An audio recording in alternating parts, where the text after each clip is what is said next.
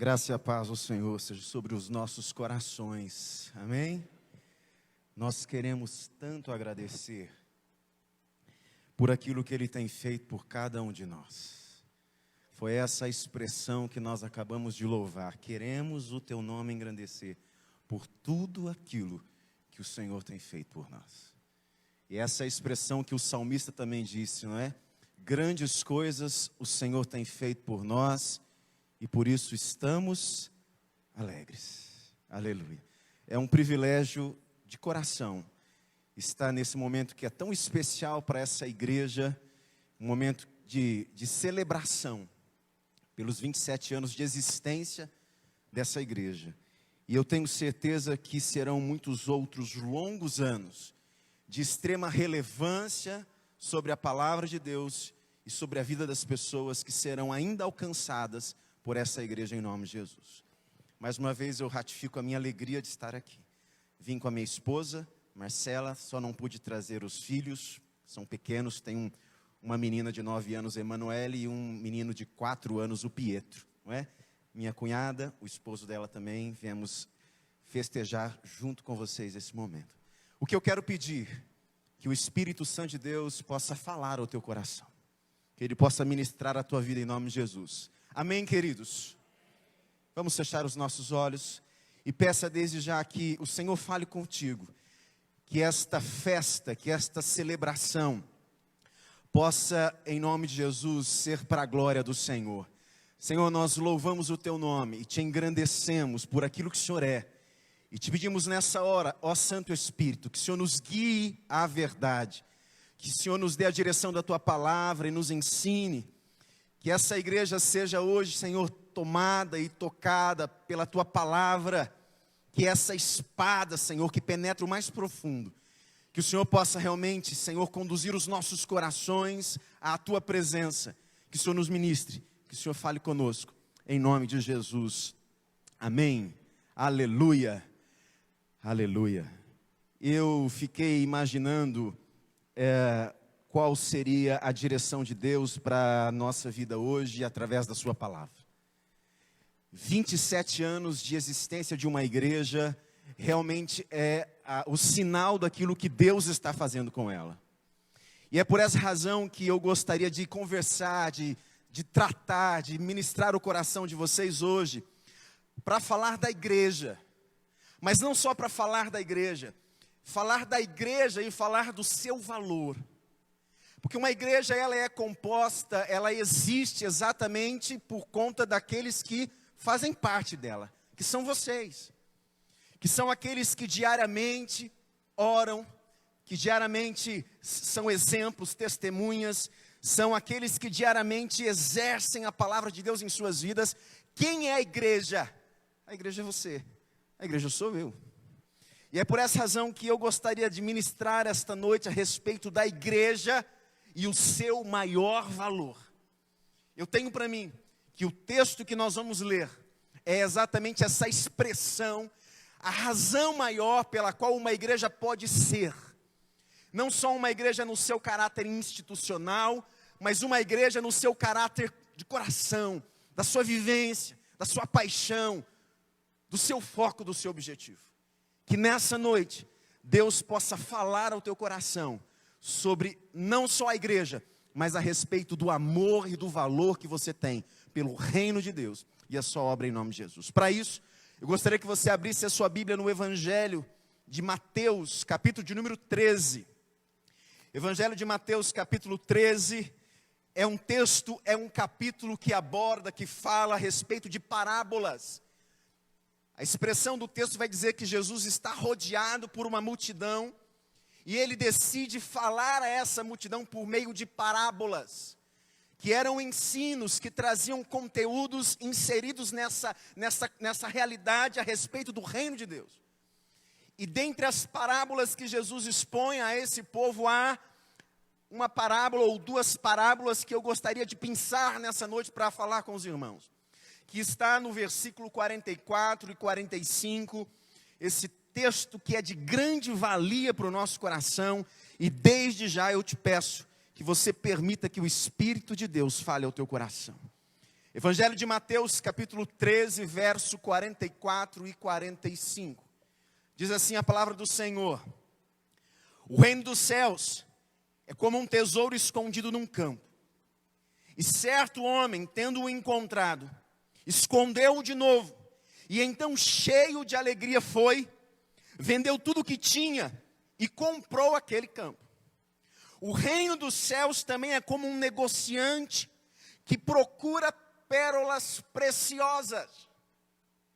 Encontrando uma pérola de grande valor, foi, vendeu tudo o que tinha e a comprou.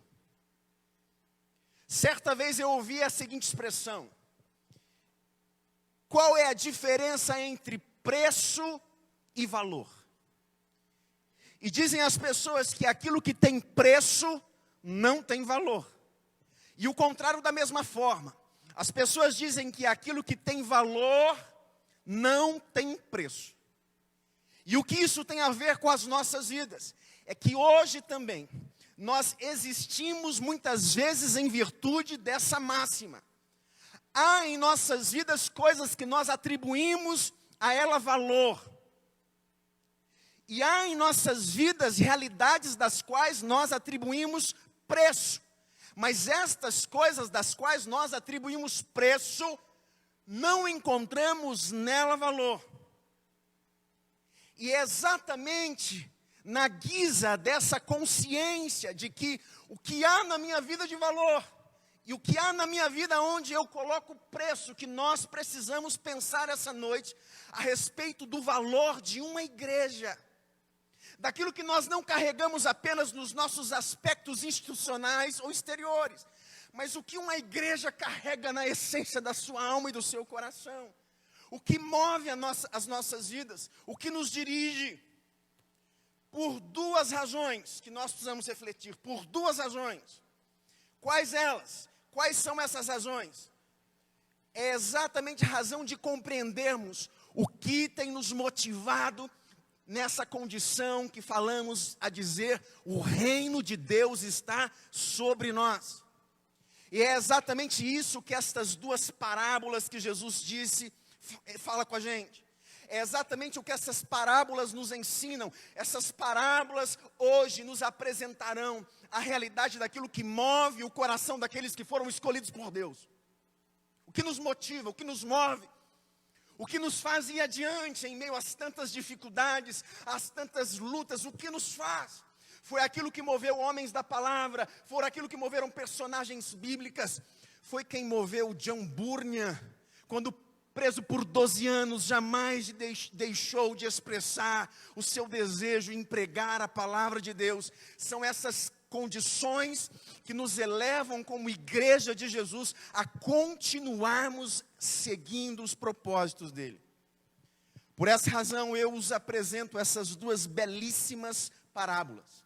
São exatamente dois versos, são exatamente duas situações. Na realidade nós vamos ver que é um maravilhoso ensino de Jesus, que logo se apresenta desejando ensinar a respeito do reino dos céus.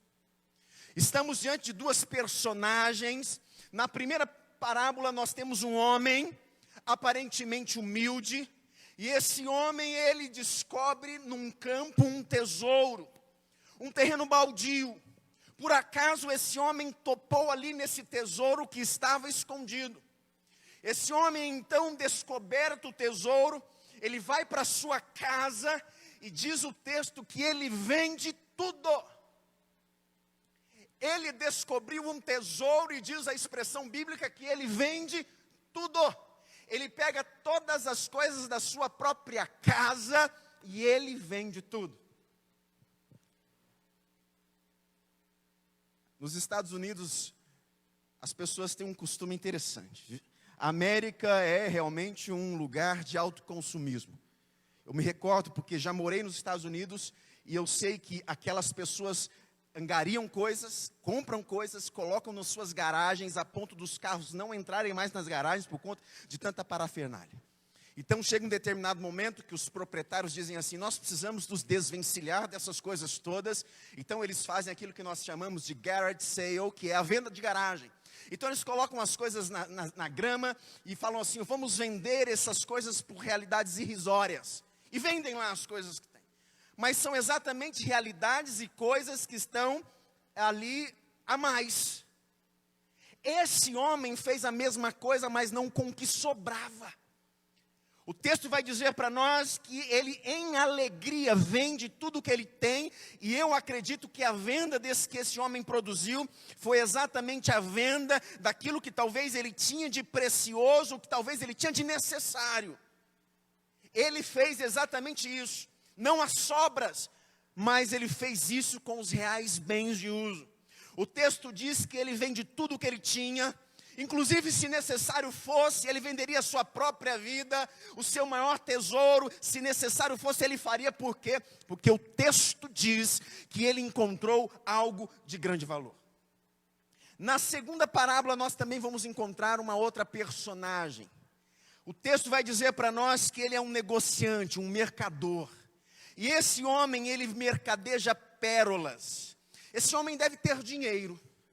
Não era fácil nem simples ser um mercador de pérolas, porque ele já tinha em si um grande conteúdo de pérolas para negociar. Mas o texto vai dizer que esse homem está à procura de uma pérola preciosa. E diz o texto que quando esse homem encontra a pérola de maior valor, quando esse homem encontra a pérola realmente que ele queria achar, diz o texto que ele vende tudo o que ele tem e ele compra a pérola. Queridos, os meus olhos estão atentos a todas as coisas que estão acontecendo no nosso tempo. O Salmo 90, que é o Salmo de Moisés, diz que o homem sábio é aquele que sabe discernir o seu tempo. E é perceptível diante dos nossos olhos que nós estamos vivenciando algo que acredito eu ser algo terrível. O reino de Deus, meus queridos, é algo precioso. Amém, meus irmãos? O reino de Deus é algo precioso. Por qual razão eu falei na minha introdução sobre valor e preço? Quando eu declarei que nós valorizamos realidades e desvalorizamos outras. Por que eu disse isso? Porque eu estou dizendo que existe alguma condição errada com a nossa fé. Eu estou dizendo que os filhos de Deus precisam entender exatamente a razão pela qual eles vivem e fazem dessa vivência sua praxis cristã. Por que isso? Porque parece que nós estamos imersos em um evangelho. Parece que nós estamos imersos num evangelho, olha só, queridos, um evangelho que não mais nos provoca. Um evangelho que não nos tira mais dessa condição letárgica de vida.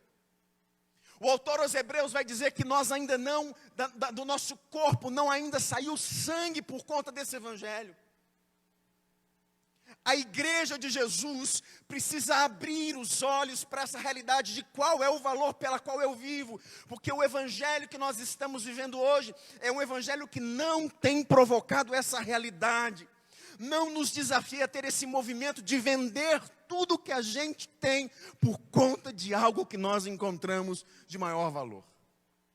Eu tenho percebido que estamos diante de um evangelho, estamos em face de uma lógica que não é. A lógica não é, eu estou disposto a dinamitar todas as minhas pontes. Eu estou disposta a dar as costas para o meu estilo de vida. Eu estou disposto a abrir mão das minhas vontades exatamente por causa do reino de Deus. Eu percebo na vivência com as pessoas. Eu percebo isso exatamente na conversa. Que as pessoas do nosso tempo vivem uma contrariedade divina. Elas estão publicizando uma mensagem assim. Olha só, preste atenção. Eu posso ajudar você a ser uma pessoa melhor. Eu posso ajudar você a ser uma pessoa mais feliz. Olha, eu posso ajudar você a ser uma pessoa mais próspera. Portanto, ouça o evangelho, porque você precisa usar Deus, se valer de Deus.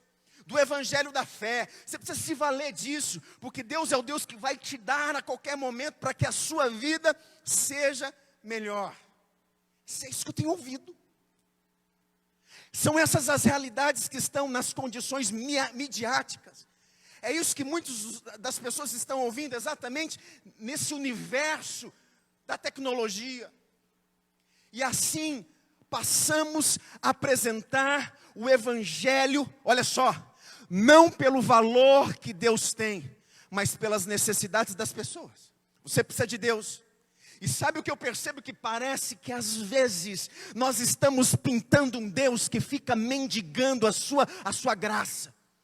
Como se Deus olhasse para nós e diria: me queira, por favor, me queira, olha, eu tenho algo bom para você, olha, eu tenho algo maravilhoso, é você que está aí, eu posso te oferecer algo que está faltando, como esse feirante que grita em meio à multidão, para que a atenção seja atraída para ele. Mas quando eu olho para essas parábolas, eu vejo diferente, irmãos. E é exatamente isso que eu quero trazer. Ser uma igreja é exatamente entender o quanto essa igreja ama e vive o reino de Deus. Quando eu olho para esse texto, eu não vejo exatamente um Deus que está à mercê, dizendo: me queiram. Eu vejo o contrário. Não é Deus dizendo isso. É uma pessoa que descobriu um tesouro. É uma pessoa que se encontrou com algo que jamais ela teria se encontrado. E sabe o que ela fez? Ela abriu mão de tudo aquilo que fora possível na sua vida por conta disso que ela achou.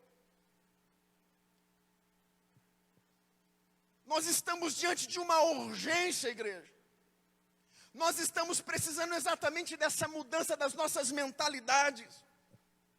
Nós precisamos redescobrir isso, essa verdadeira metanoia, essa verdadeira mudança, em que Deus deixa de ser esse benefício que eu coloco na minha vida, que Deus deixa de ser esse bônus.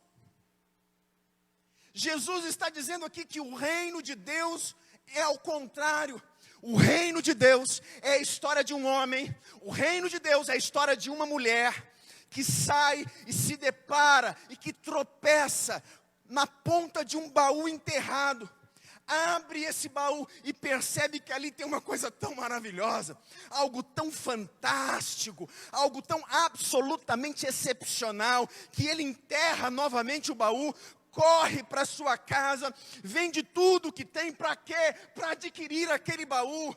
O reino de Deus é a história de homens e mulheres que vão atrás à procura de uma pérola preciosa. E quando elas acham essa pérola preciosa, elas vendem tudo que tem, porque elas jamais encontrariam algo maravilhoso como essa.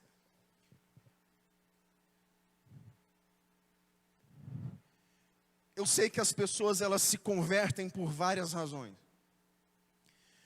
Por conta da necessidade, por conta das carências.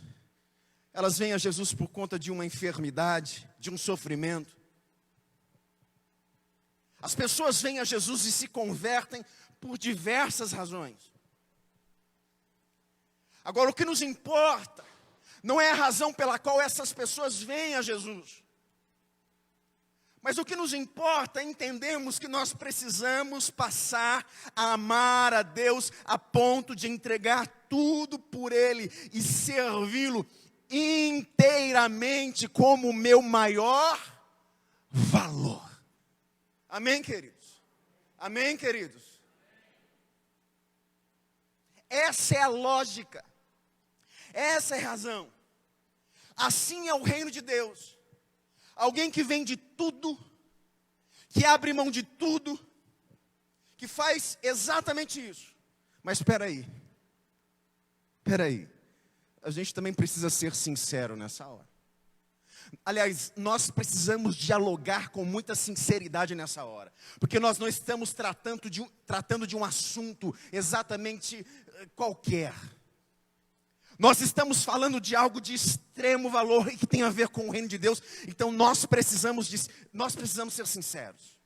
Eu sei que há dentro desse ambiente muita hipocrisia, há muita conveniência, Há essa expressão de queremos Deus, mas nós não estamos muitas vezes dispostos a abrirmos mão de coisas da nossa vida. Eu sei que existem exatamente alguns escombros que estão presentes em nós, que muitas vezes nós não queremos tocá-los. Nós não podemos fechar os olhos para a realidade que somos nós, seres humanos. Eu sei disso. Eu sei que há pessoas no nosso meio que não querem se permitir ser transformadas exatamente pelo exercício da vontade de Deus. Mas o que o Senhor está dizendo é: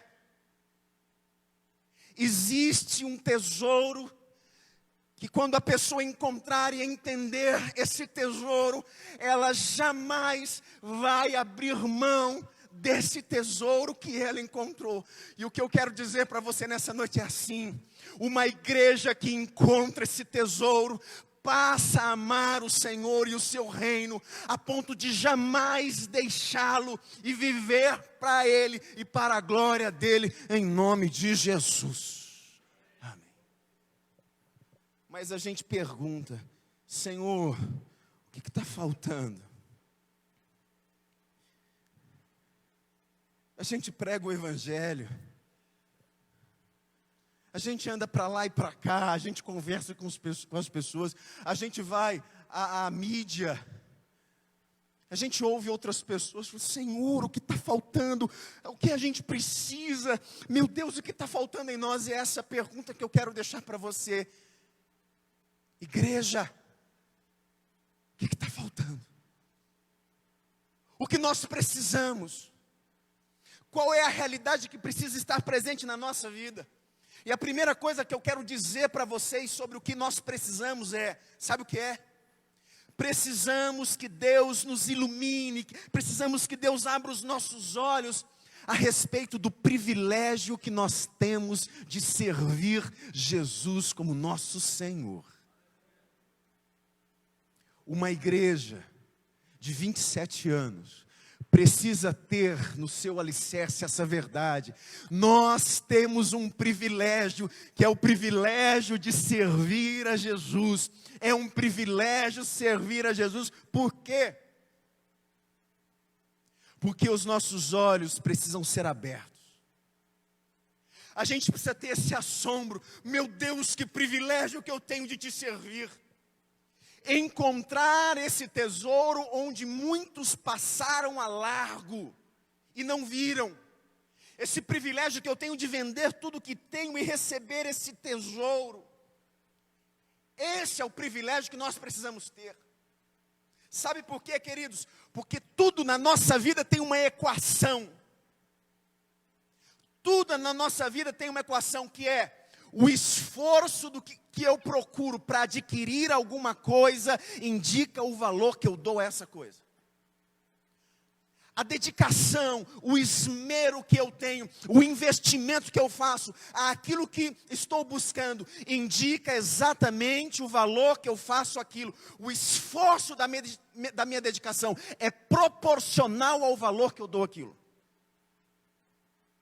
Olha só o que Paulo vai dizer à igreja, a carta aos Filipenses, capítulo 3. Olha só o que o Paulo vai dizer para nós. Olha que coisa linda. Mas o que para mim era lucro, passei a considerar como perda por causa de Cristo.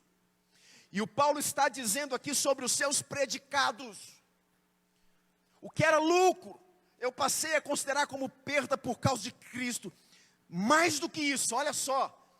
Considero tudo como perda, comparado com a suprema grandeza do conhecimento de Cristo, meu Senhor, por quem perdi todas as coisas e as considero como esterco para poder ganhar a Cristo, por quem eu perdi todas as coisas. Por quem eu perdi todas as coisas. Percebe o quanto muitas vezes estamos distante da mensagem cristã? Percebe como muitas vezes não estamos dispostos a sacrificar nada, que muitas vezes vivemos na conveniência das condições de fazer parte de uma igreja. Um tesouro não será nada se você não considerar um tesouro. E o texto diz para nós na parábola: o reino dos céus é como um tesouro escondido no campo. É um tesouro, por isso que vale a pena a gente queimar todas as pontes da nossa vida para realmente servirmos a esse Deus. Amamos de verdade aquilo que somos capazes de dar prioridade. Igreja de Jesus presente, por favor, ouça o que eu tenho para dizer nessa noite e o que o Espírito tem para lhe dizer. É fundamental hoje você fazer uma análise no seu coração e perceber: eu pago o preço para quê? Eu estou disposto e disposta a pagar o preço para quê?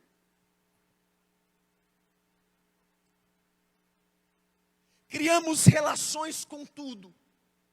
Há pessoas que se relacionam de todas as formas. Se relacionam com o dinheiro, e se o dinheiro for a prioridade, ele vai ser a prioridade. Tudo na nossa vida está ligado a uma prioridade na qual a gente se inclina. O que a gente ama? Qual é o objeto da nossa vontade? O que a gente busca?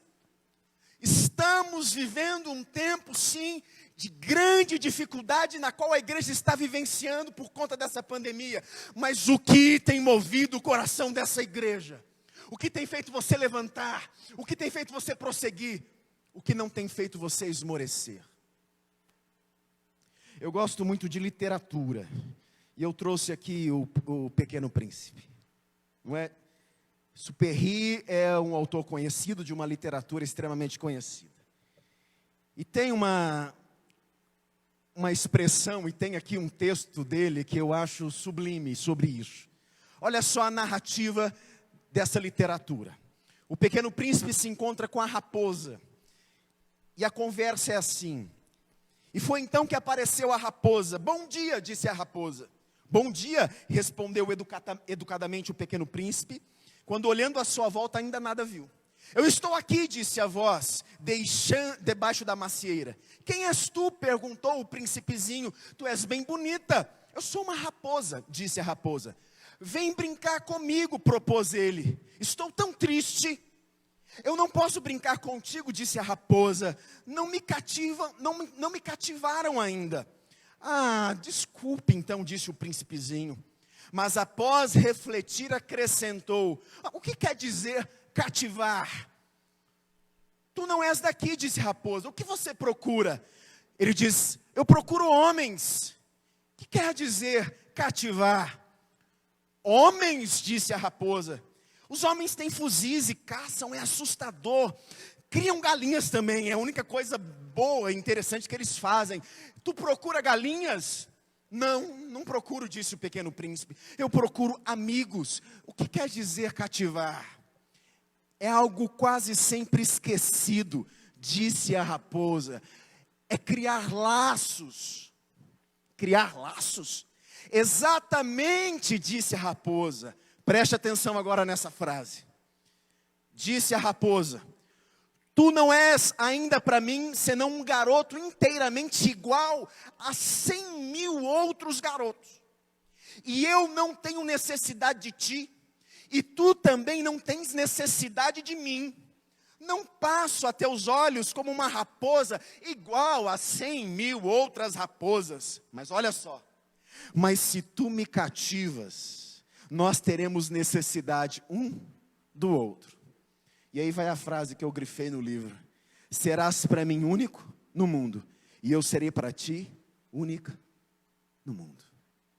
Eu fiz uma escrita no livro aqui, eu fiz assim, ó. Você era igual a todos os outros, mas no dia que eu passei a te amar, você se tornou para mim especial. Você se tornou para mim especial. Aquilo que a gente ama, pelo qual somos cativados, será para nós algo de grande valor. O reino de Deus é como aquele que encontrou uma experiência de amor e jamais quis flertar com outros amores.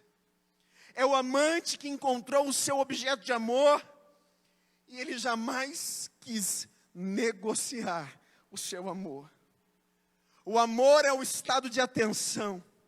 Queridos, em nome de Jesus, não diga que você ama alguma coisa que está na última lista das suas prioridades, porque isso é uma mentira.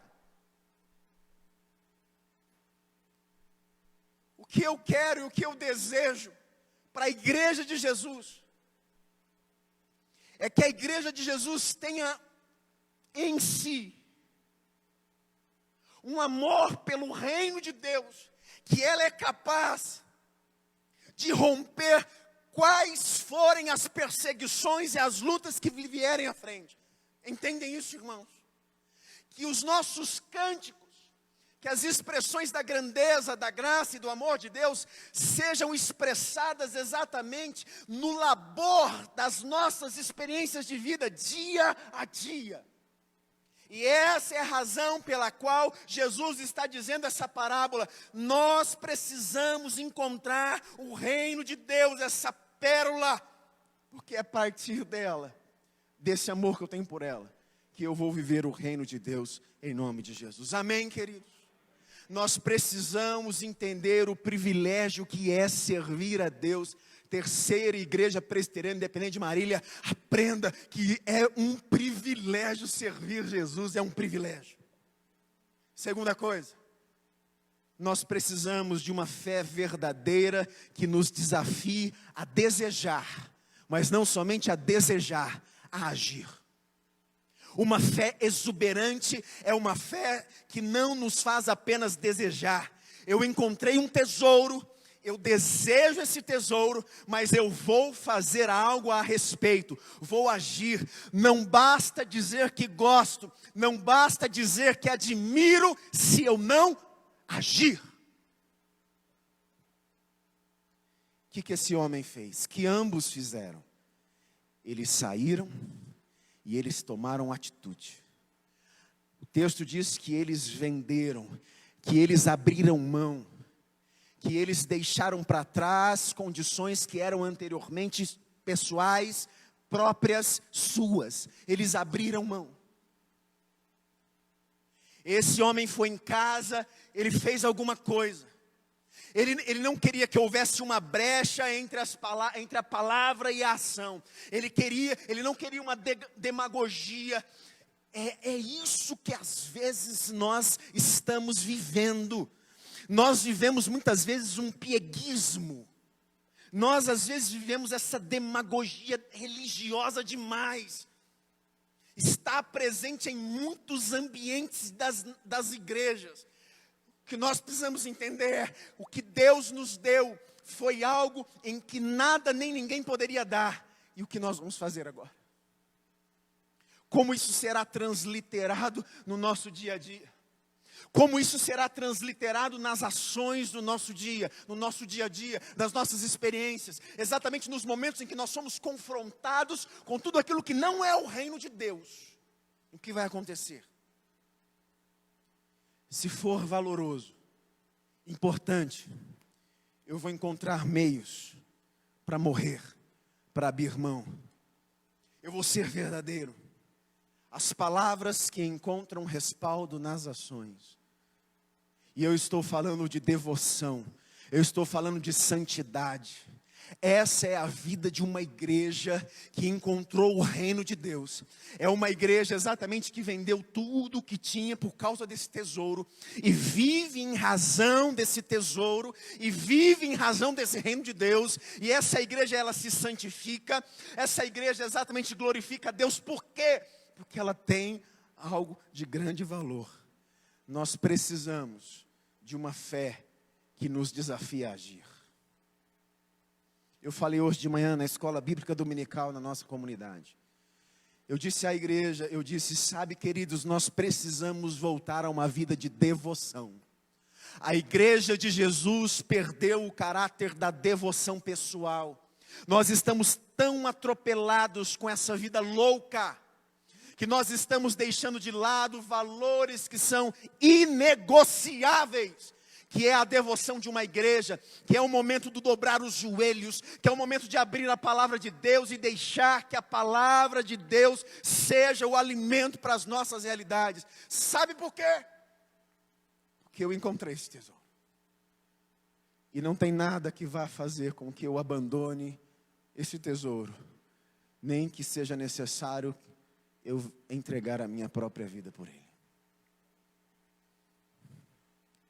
Sabe, irmãos, o que essa cidade precisa? Sabe o que os nossos vizinhos precisam? Sabe o que os nossos parentes precisam? De olhar para nós e serem tocados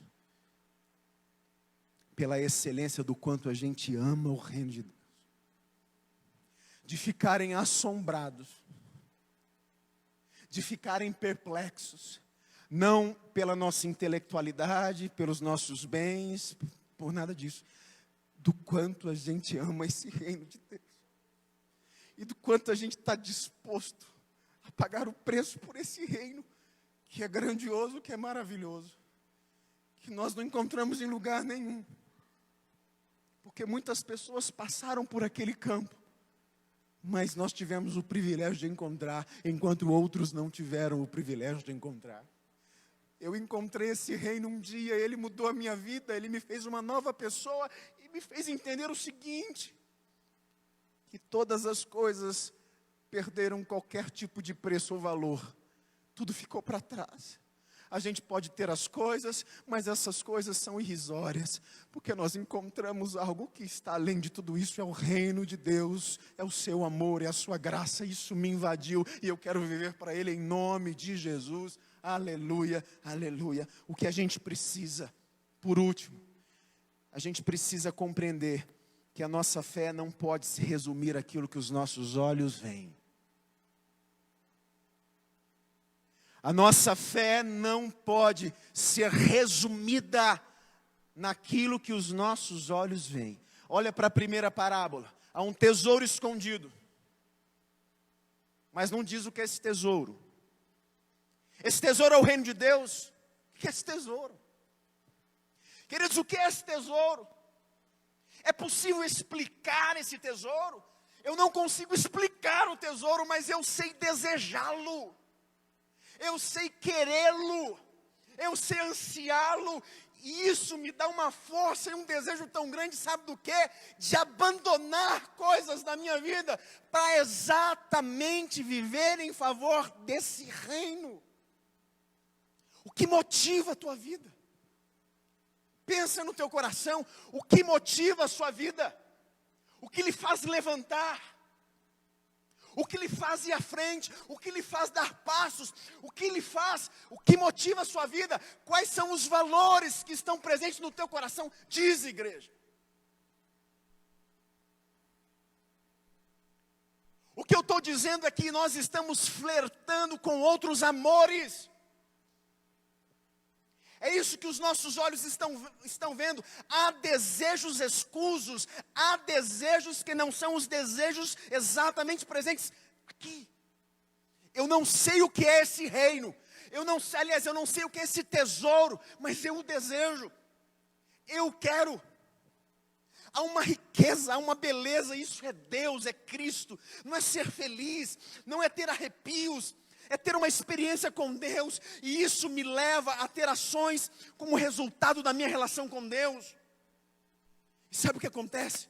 É por conta disso que eu mudo como eu vou lidar com aquilo que está à minha volta. Eu descobri um tesouro, e esse tesouro mudou a minha vida, mas o que ele é? Eu não sei explicar.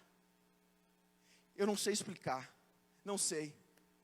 Olha o que diz a segunda parábola, que existe uma pérola. Mas qual é a pérola? Qual é a pérola? Dizem que a pérola de maior valor no mundo é a chamada pérola negra. Dizem. Mas que pérola é essa? Qual é o nome? Qual é o tamanho? Realmente qual é a excelência? eu não sei, eu só sei que ele descobriu que ela era preciosa para a sua vida. É aquela mulher samaritana que vai ao poço pegar água, e lá está Jesus, e Jesus fala assim para ela: dá-me água. E quando essa mulher está lá na sua prática, exatamente, Jesus fala assim: se você soubesse quem eu sou, você não me daria água, pelo contrário, você me pediria água. E aí começa um interlóquio em que Jesus faz com aquela mulher, a ponto daquela mulher entender que Jesus é mestre, é profeta. E ela fala: o Senhor é profeta. O Senhor é profeta porque o Senhor sabe de tudo. O Senhor sabe da minha vida. O Senhor sabe o que aconteceu comigo. E aquela mulher aceita aquela água, e ela vai para a cidade de Sicar, e ela diz às pessoas: eu encontrei aquele que sabe tudo da minha vida, uma água aqui. É uma água que eu não tinha encontrado ainda. Isso é a pérola. O que eu estou dizendo, sabe o que é, queridos? É que nós precisamos viver como pessoas que encontraram um tesouro e pronto.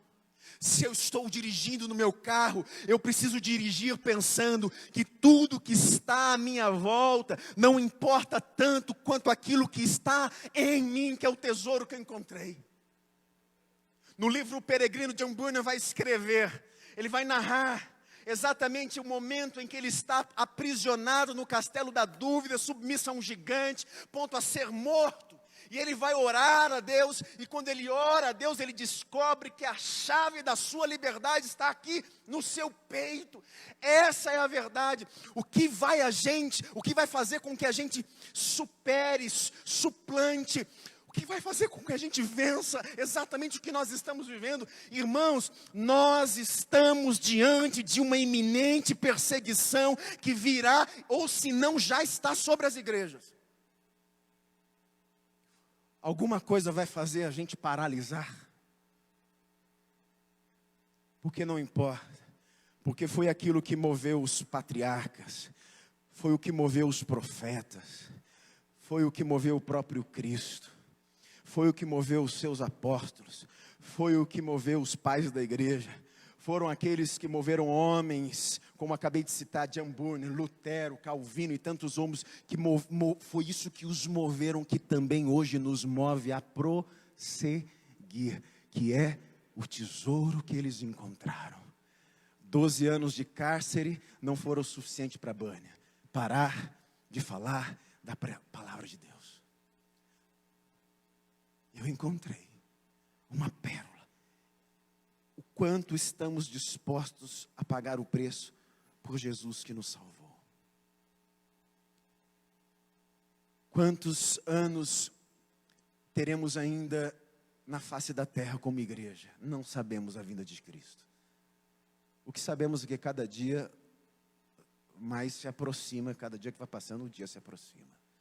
Mas enquanto nós estamos vivendo aqui, como diz aos Hebreus, como peregrinos e forasteiros, enquanto nós estamos aqui, seremos conhecidos como aqueles que encontraram um tesouro e uma pérola, e que amam, e que abrem mão por esse tesouro e por essa pérola.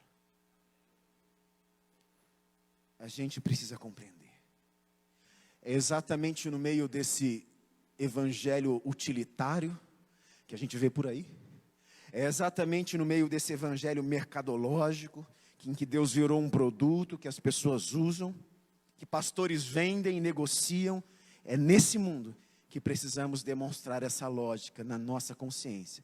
Voltar a desejar Deus por quem Ele é.